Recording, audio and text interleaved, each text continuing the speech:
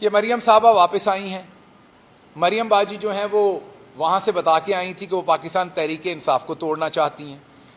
ان کے آنے کی وجہ سے شاہد خاقان عباسی صاحب کو استعفیٰ دینا پڑا. مفتاح اسماعیل بھی استعفیٰ دینے کے در پہ ہیں. حیدر صاحب کل پاکستان تحریک انصاف کو اپنے تمام ساتھیوں کے ساتھ جوائن کر چکے ہیں.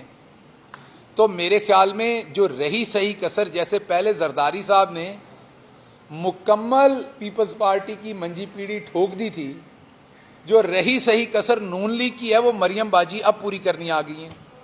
تو ان کے لیے میرا مشورہ یہ ہے کہ باجی آپ اگر کوئی مستقبل میں کوئی سرجری پلان ہے تو وہ ابھی کروا لیں. تھوڑی دیر اللہ آپ کو صحت دے، آپ ابھی باہر ہی رہ لیں تھوڑی دیر، کیونکہ مسلم لیگ نون پہلے ہی عطاب کی شکار ہے. آپ تحریک انصاف کو توڑنے آئی تھی، وہ تو ٹوٹی نہیں، لیکن آپ کی اپنی پارٹی آپ کے آنے سے ٹوٹ رہی ہے. اور ایک وہ غیر آئینی بات کہہ رہی ہیں ہر اپنی تقریر میں کہ اب مسلم لیگ نون تیار ہوگی جب بھی الیکشن ہوں گے. آپ جب ان کی تقریر سنیں اس میں لفظ جب بھی بہت امپورٹنٹ ہے، اور وہ کبھی یہ نہیں کہتی کہ الیکشن ہو رہے ہیں اور ہم پنجاب میں تیار ہیں. وہ کہتی ہیں جب بھی ہوں گے. تو یہ 90 دن میں ہونے ہیں. اگر نہیں ہوں گے تو پھر آرٹیکل 6 ہے. ملک کے تمام بڑے قانون دان یہ بتا چکے ہیں. ہم سب مل کے دعا گو ہیں کہ یہ مشکل وقت ہے. پولیٹیکل پارٹیز نے لیڈرشپ دینی ہوتی ہے. ہم لوگوں نے اپنے زخم بھول کے آگے چلنا ہے.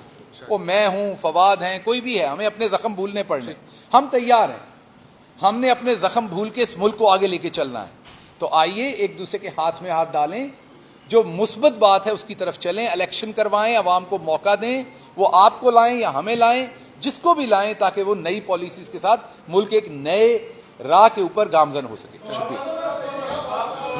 مزہ کر لیتا ہوں.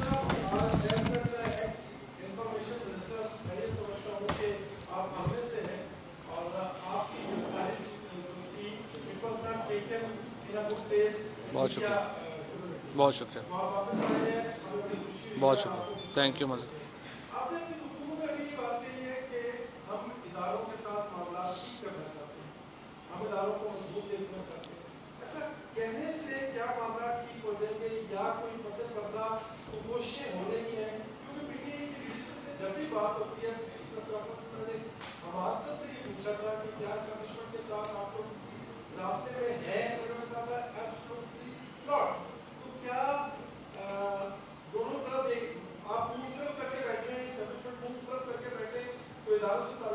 نہیں ایسی دیکھیں، منہ دونوں طرف ادھر کر کے نہیں بیٹھے ہوئے. ہم ادھر کر کے بیٹھے ہوئے ہیں، وہ ادھر کر کے بیٹھے ہوئے ہیں.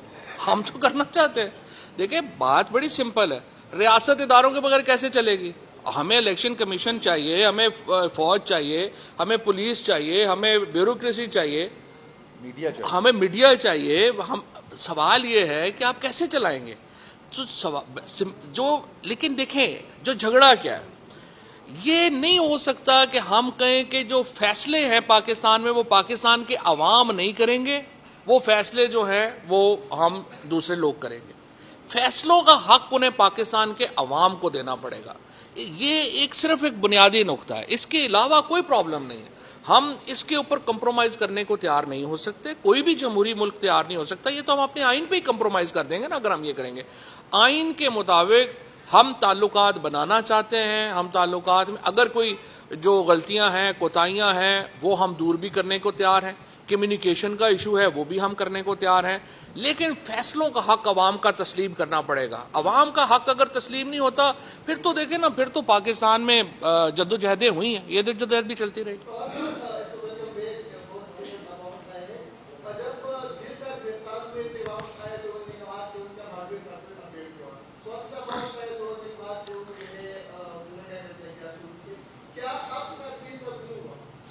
نہیں میرے ساتھ ٹو بی فیئر ود تشدد جو ہے وہ نہیں ہوا، بلکہ میں تو سچی بات ہے میں آپ کو بتاؤں، مجھے تو 4 سینئر منسٹرز نے میسج بھیجا کہ آپ کو پتہ ہے ہم تو نہیں ہیں اس کے پیچھے.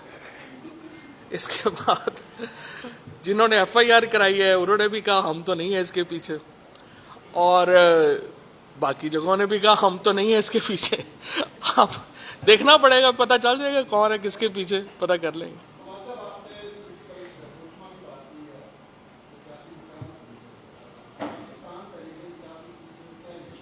ہم انیشیٹو تو انہوں نے لینا ہے. ہم تو کہہ رہے ہیں دیکھیں سمپل ہمارا بڑا مطالبہ ہی نہیں ہے. ہم تو کہہ رہے ہیں آئین پہ امپلیمنٹ کریں.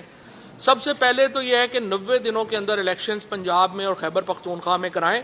اور یہ جو آپ نے ایک ڈمی کے پی اور پنجاب میں یہ جو گورنمنٹس بن گئی ہیں, یہ دیکھیے پاکستان کے جو حالات ہیں, پاکستان کے جو معاملات ہیں وہ اتنے زیادہ کمپلیکس ہیں کہ یہ لوگ جو جن کو وزیر بنا دیا ہے یہ تو نہیں پنجاب اور کے پی چلا سکتے.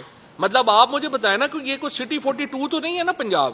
یہ اس کو چلانے کے لیے آپ کو ایک بندہ چاہیے جس کے جو ووٹ لے کے آیا ہو, جس کے پیچھے 12 کروڑ لوگ جو ہیں وہ کھڑے ہوں. پنجاب اکیلا جو ہے وہ آدھے یورپ سے, میرا خیال 85% یورپ سے بڑا ہوگا. تو آپ اس کو کہہ رہے ہیں کہ نہیں جی اس کو یہ سٹی یہ 42 کی طرح ہی چلا لو. یہ 42 نہیں ہے بھائی, یہ پاکستان ہے.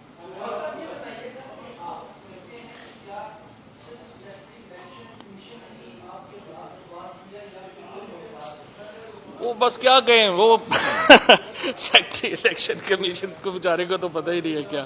بہرحال وہ کہتا اسے بھی نہیں پتا, دوسرے کہتے اسے بھی نہیں پتا, لیکن میں نے کہا چلے چھوڑے, جس کو بھی پتا ہے پتہ چل ہی جائے گا.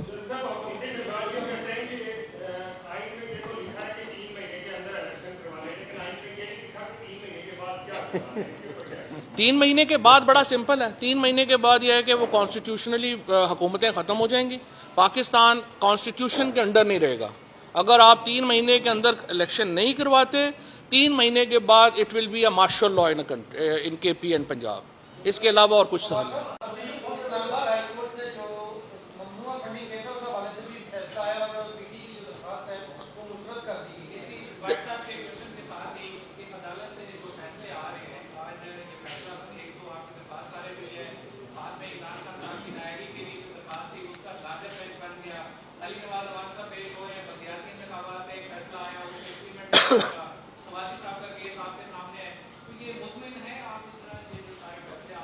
دیکھیں بات یہ ہے کہ ابھی ایک اس فیصلہ بھی ڈیٹیل نہیں آیا, کیونکہ اس میں ذرا دیکھنا یہ چاہتے ہیں کہ کیا انہوں نے یہ ڈکلیئر کیا ہے کہ یہ جوڈیشل آرڈر ہے یا ایگزیکٹو آرڈر ہے.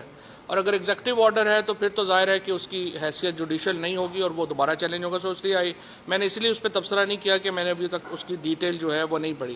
جہاں تک لوکل گورنمنٹ کا تعلق ہے, علی اوان صاحب نے بڑے دلیری سے وہ کیس لڑا ہے. میں آپ کو بتاؤں جو سب سے زیادہ جوڈیشری اپنے آپ کو آئی وڈ سے کہ جہاں پہ جوڈیشری اعتماد کھوتی ہے وہ وہاں پہ ہوتا ہے جہاں پہ وہ فیصلہ دیتے ہیں اور وہ امپلیمنٹ نہیں ہوتا.